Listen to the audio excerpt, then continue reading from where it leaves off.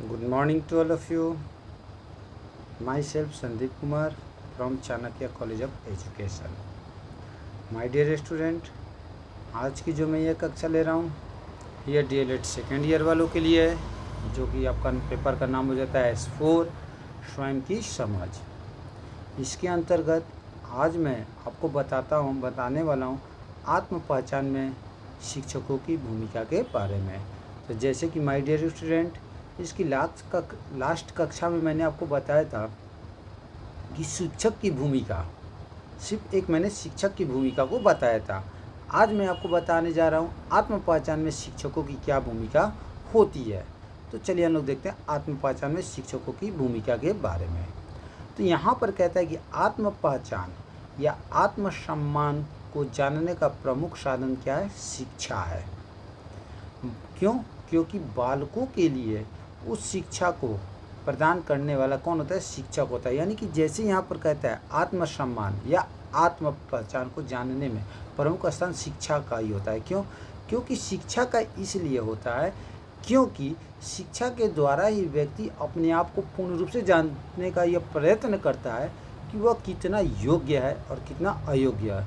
और इसका शिक्षा देने वाला कौन होता है? शिक्षक होता है। यदि शिक्षक नहीं होगा तो बालक यथोचित रूप से न तो शिक्षा के महत्व को जान सकेगा और ना ही ठीक प्रकार से करेगा, ठीक प्रकार से समझ सकेगा। यानी कि देखिए, शिक्षा में महत्वपूर्ण स्थान बार बार यहाँ पर देता है कि एक शिक्षक का ही होता है। यानी कि मान लेते हैं कि अगर विद्यालय में अगर बच्चे जाते हैं पढ़ने के लिए और वहाँ पर अगर शिक्षक नहीं होते हैं तो बच्चे को बताने वाला कोई नहीं होता है। यही कहता है कि यदि शिक्षक नहीं होगा तो बालक यथोचित रूप से न तो शिक्षा के महत्व को जान सकेगा और न ही ठीक प्रकार से उसे क्या कर पाएगा? समझ सकेगा। क्योंकि शिक्षक ही उसको पूर्ण रूप से क्या करते हैं? बतलाते हैं और समझाते भी हैं। आगे कहता है शिक्षा ही साधन है जो बालक को स्व की पहचान कराती है। यानी कि स्व मतलब सेल्फ, खुद की पहचान कराती है तथा उसका क्या करती है? विकास करती है। परंतु बिना शिक्षक के शिक्षा को प्राप्त नहीं किया जा सकता। यानी कि देखिए, शिक्षा यानी कि जो शिक्षा की प्राप्ति किससे होती है? गुरु से होती है। ठीक है। यानी कि बिना शिक्षक के आप क्या कर सकते हैं? शिक्षा की प्राप्ति नहीं कर सकते। और जब तक आप शिक्षा की प्राप्ति नहीं कर सकते आप स्वयं के बारे में नहीं जान सकते हैं। अब यहाँ पर कहता है आत्म पहचान में शिक्षकों की भूमिका। तो माय डियर स्टूडेंट, जैसे यहाँ पर कहता है कि क्या कहता है कि यहाँ पर कहता है कि शिक्षक छात्र को इतनी स्वतंत्रता प्रदान करता है कि वह अपनी व्यक्तिनिष्ठ पसंद का क्या करता है? विकास करता है। यानी कि कहता है कि यहाँ पर शिक्षक छात्रों को इतनी स्वतंत्रता, यानी कि देखिए, जब बच्चे विद्यालय में जाते हैं पढ़ने तो क्या होती है? उनको स्वतंत्रता प्रदान की जाती है एक हद तक, एक सीमा तक, जिसके अंतर्गत क्या करता है? वह छात्र यानी कि जो भी छात्र होता है वह व्यक्तिनिष्ठ पसंद का विकास करता है। दूसरा यहाँ पर आपका कहता है कि अध्यापक इस प्रकार की शैक्षिक परिस्थिति उत्पन्न करता है जिससे विद्यार्थी अपने से क्या करता है? संपर्क कर सकता है और अपने प्रति चेतन होकर आत्म साक्षात्कार भी क्या कर सकता है?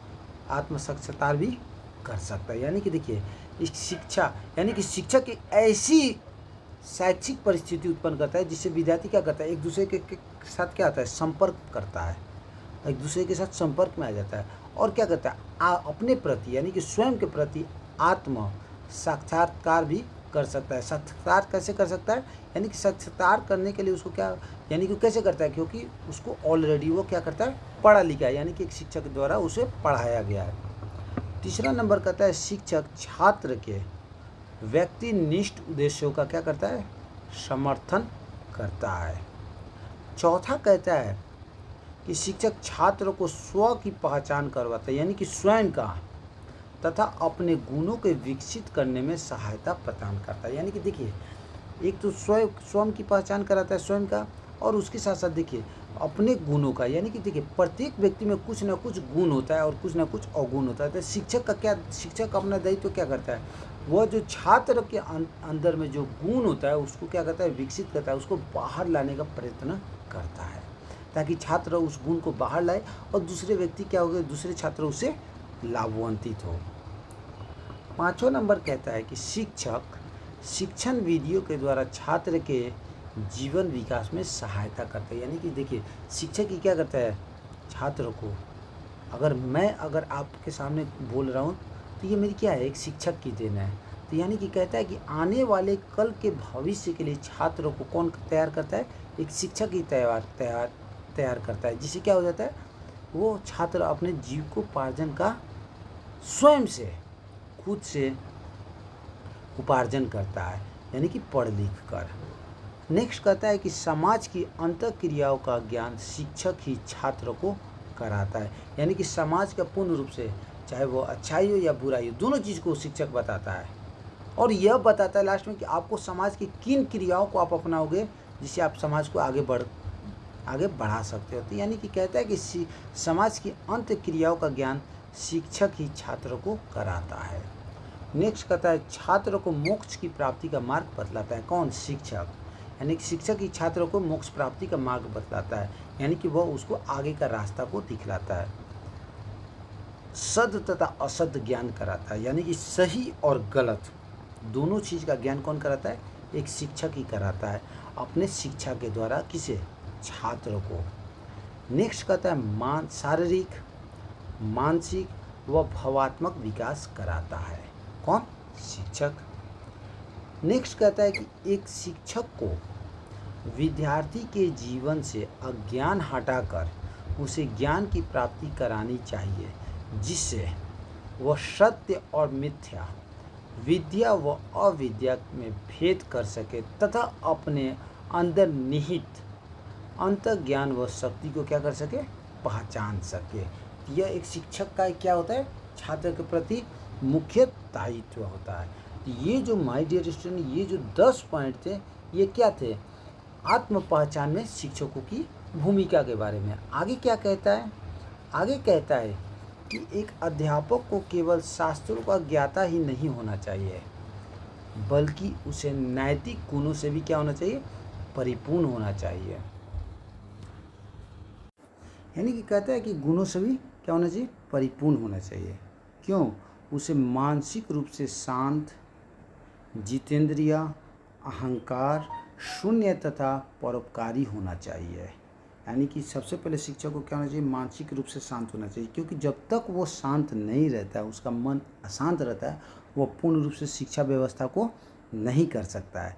जिससे क्या होता है, वो जो भी चीज़ को पढ़ाते हैं, अगर उनका मन शांत नहीं रहता है तो वो क्या होता है, गलत होता है, और छात्र भी उसे नहीं समझ पाते हैं। और शिक्षक में एक अहंकार नहीं होना चाहिए, यानी घमंड नहीं होना चाहिए, वो परोपकारी होना चाहिए, हमेशा दूसरों की क्या करना चाहिए, मदद करने वाला होना चाहिए।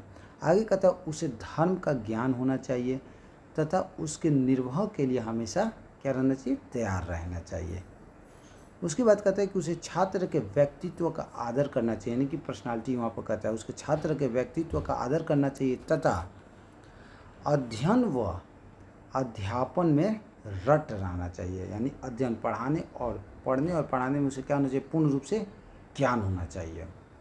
उसे छात्रों के प्रश्नों तथा शंकाओं का समाधान करने में कुशल होना चाहिए। यानी कि देखिए जब हम लोग पढ़ाते हैं तो क्या होता है, अनेकों प्रकार के प्रश्न होते हैं, तो उस प्रश्न में छात्र के अंतर्गत क्या होता है, अनेकों प्रकार के शंका उत्पन्न होती है, ये कैसे होगा, वो कैसे होगा, ये, तो उस स्थिति में शिक्षक को क्या होना चाहिए, कुशल होना चाहिए। यानी कि जो भी शंकाएं, यानी कि किसी प्रकार की अगर प्रॉब्लम क्रिएट होती है तो शिक्षक का ये दायित्व होता है कि बच्चे को वो समझाकर उस प्रॉब्लम को क्या करे, प्रॉब्लम का सॉल्यूशन करे।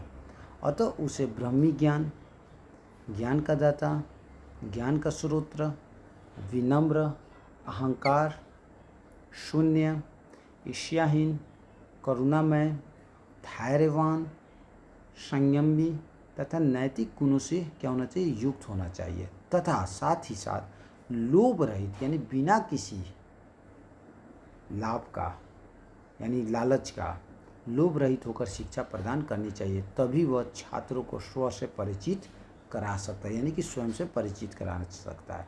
यानी कि अगर उसके अंदर अगर शिक्षक के अंदर अगर छात्र यानी कि लोभ आ जाता है, यानी लालच की भावना आ जाता है, तो वह छात्रों को पूर्ण रूप से शिक्षा नहीं दे सकता है और उसके सामने हमेशा क्या होगा, समस्याएं उत्पन्न होती ही रहेगी। एक समय ऐसा भी आएगा कि छात्र उसकी बातों को नहीं समझ पाते हैं, यानी कि कोई वैल्यू नहीं दे सकते हैं। इसीलिए शिक्षक में कभी क्या नहीं होना चाहिए, लोभ की भावना नहीं होनी चाहिए, यानी कि लालच की भावना नहीं होनी चाहिए। वो सभी छात्रों को समान रूप से उसे क्या करना चाहिए, शिक्षा देनी चाहिए, तभी वह स्व से क्या करता है, परिचित करा सकता है। तो माय डियर स्टूडेंट, आज हमने आपको बताया आत्म पहचान में शिक्षकों की भूमिका के बारे में, जिसके अंतर्गत हमने सबसे पहले आपको बताया कि क्या कहा जाता है। सबसे पहले हमने आपको बताया कि शिक्षक छात्रों को इतनी स्वतंत्रता प्रदान करता है कि वह अपनी व्यक्तिनिष्ठ पसंद का विकास करता है। दूसरा कहता है अध्यापक इस प्रकार की शैक्षिक परिस्थिति उत्पन्न करता है जिससे विद्यार्थी अपने से क्या कर सकता है, संपर्क कर सकता है। तीसरा कहता है कि शिक्षक छात्रों के व्यक्तिनिष्ठ उद्देश्यों का समर्थक करता है। चौथा कहता है शिक्षक छात्रों को स्व की क्या करता है, पहचान कराता है। पांचवा कहता है शिक्षक शिक्षण विधियों के द्वारा छात्र के जीवन में क्या करता है, विकास में सहायता करता है। छठा कहता है कि शिक्षक की समाज की अंतक्रियाओं का ज्ञान ही कौन कराता है, शिक्षक ही छात्रों को कराता है। सातवां कहता है छात्रों को मोक्ष की प्राप्ति का मार्ग कौन बताता है, शिक्षक ही बतलाता है। उसके बाद कहता है 8 नंबर में सत्य तथा असत्य का ज्ञान कौन कराता है, शिक्षक ही कराता है। 9वां कहता है मानसिक शारीरिक व भावनात्मक विकास ही शिक्षक कराता है। एक शिक्षक को विद्यार्थी के जीवन से ज्ञान हटाकर उसे ज्ञान की उसके जीवन से अज्ञान हटाकर उसे ज्ञान की प्राप्ति कौन कराता है, एक शिक्षक ही कराता है। तो ये था माय डियर स्टूडेंट आत्म पहचान में शिक्षकों की भूमिका के बारे में। अगर किसी भी स्टूडेंट को किसी भी प्रकार की अगर किसी भी तरह की समस्या उत्पन्न होती है तो आप लोग मुझसे कंसल्ट कर सकते हैं। तो मैं अब अपनी वाणी को विराम देता हूँ। Thank you, have a nice day.